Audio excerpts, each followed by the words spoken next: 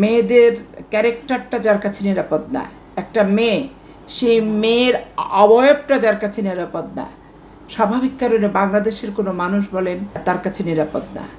Even বাংলাদেশের মানচিত্র ওনার কাছে নিরাপদ না। মেয়েরা হেজাব পরে না, উগ্র উশৃঙ্খলভাবে চলাচল করে, এতে ছেলেরা তাদের প্রতি আকৃষ্ট হয়। আজকে বাচ্চা বাচ্চা শিশু মেয়েরা যখন মাদ্রাসায় যায়, সেখানেও তো তাদের ইজ্জতের সুরক্ষা কিন্তু মাদ্রাসা কর্তৃপক্ষ, মাদ্রাসার পুরুষ শিক্ষকরা কিন্তু দিতে পারেনি।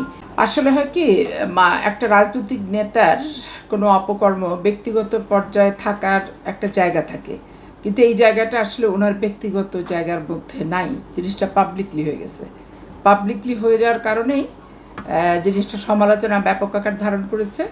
এবং সমালোচনার আর একটা কারণ হচ্ছে, নির্বাচনের সময় উনি পর্দার এক পাশে দাঁড়িয়ে থেকেছেন, আর অপোজিট পাশে পর্দার ওপাশে মহিলারা থেকেছেন, এবং উনি পর্দার সংক্রান্ত যত কথাবার্তা সব কিছু যেভাবে বলেছেন, আর এই ঘটনাটা টোটালি তার বক্তব্য বিবৃতি বিপরীতমুখী হয়ে গেছে। স্বাভাবিক কারণেই উনি তোপের মুখে পড়েছেন এবং উনি সমালোচিত হয়েছেন।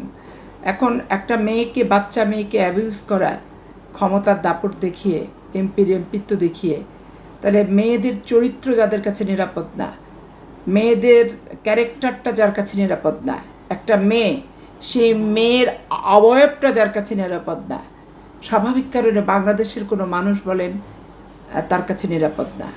ইভেন বাংলাদেশের মানচিত্র ওনার কাছে নিরাপদ না। কালার এক্সপার্ট, জর্জ স্যাপ এবং মাইল্ড অন হ্যান্ডস টেকনোলজি সমৃদ্ধ অরিক্স ক্রিস্টাল ওয়াশ আপনার লন্ড্রি এক্সপার্ট। বাংলাদেশের স্বাধীনতা, সার্বভৌমত্বও কিন্তু ওনাদের কাছে নিরাপদ না, কারণ ওনারা নিজেরা অপকর্ম করছেন, আর অন্যদের ইমেজ নষ্ট করার জন্য হেন কাজ নাই যে ওনারা সেটা করছেন না। আপনি খুব ভালোভাবে দেখবেন যে ওনার এই জিনিসটা ভাইরাল হওয়ার পর থেকে উনি বিএনপির অনেক নেতার অনেক কিছু বাহির করার চেষ্টা করছে, ফটোকাট করতেছে, টেলিফোন সংলাপ বাইর করতেছে, এটা সেটা করে। ঠিক ওনার অপরাধটা অপরাধ না, এরকম ঘটনা বহুত ঘটে গেছে আগে, এইটা প্রুভড করে সেখান থেকে বের হয়ে আসার চেষ্টা করছে। কিন্তু আমার বক্তব্যটা হচ্ছে, একটা বাচ্চা মেয়ে, এই বাচ্চা মেয়েটার ইজ্জত যদি নিরাপদ না থাকে, এই ইসলামী মূল্যবোধের কথা বলে, দোজক বেহেশত বরাদ্দ করার কথা বলে যারা ভোট দেয়, তাদের কাছে নারীর ইজ্জতের সুরক্ষা যদি না থাকে, তাহলে কার কাছে নারীর ইজ্জত আর সুরক্ষিত হবে? এই প্রশ্নটা আমার প্রথম তার কাছে। দ্বিতীয় কথাটা, অনেক সময় তারা বলে যে মেয়েরা হেজাব পরে না, উগ্র উশৃঙ্খলভাবে চলাচল করে, এতে ছেলেরা তাদের প্রতি আকৃষ্ট হয়ে সমাজে অনাচার, ব্যভিচার সহ বিভিন্ন নারী সংক্রান্ত, নারীকে কেন্দ্র করে যে অপরাধগুলো, সেই প্রবণতাটা ব্যাপক হারে বৃদ্ধি পাচ্ছে। তারা হরহামেশা এই কথাটা কিন্তু বলে। কিন্তু তাদের কাছে আমার প্রশ্ন, আজকে বাচ্চা বাচ্চা শিশু মেয়েরা যখন মাদ্রাসায় যায়, সেখানেও তো তাদের ইজ্জতের সুরক্ষা কিন্তু মাদ্রাসা কর্তৃপক্ষ, মাদ্রাসার পুরুষ শিক্ষকরা কিন্তু দিতে পারেনি। ইভেন যে ছেলে বাচ্চাগুলো মাদ্রাসায় যায়, তারাও যখন বলৎকারের শিকার হয়, তাদেরও ইজ্জতের সুরক্ষা কিন্তু এই মাদ্রাসার শিক্ষক, কর্মকর্তা, কর্মচারীবৃন্দ দিতে পারেনি। তাহলে খামাখায় পোশাক আশাক, এটা সেটা, রুচিবোধ, পছন্দ অপছন্দ, এগুলোকে দায়ী করাটা উচিত না। হেজাবের ভিতরে একটা মেয়ে যদি নিরাপদ না থাকে, সুরক্ষিত মাদ্রাসার ভিতরে যদি একটা ছেলে এবং মেয়ে নিরাপদ না থাকে, এবং হাদিস, কোরআন এগুলো শিখতে যারা গেছে তারা শিখছে, অথচ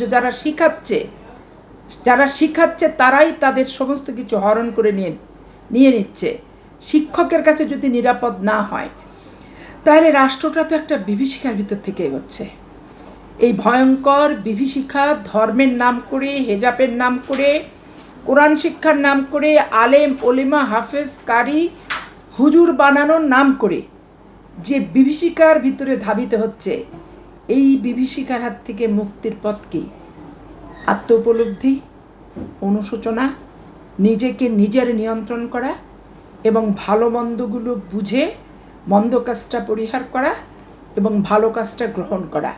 নিজেকে নিজের মোটিভেশন করতে হবে, অন্যকে মোটিভেশনের ভিতরে আনতে হবে। এছাড়া আমি তো এখান থেকে বের হওয়ার কোনো পথ দেখতে পাচ্ছি না।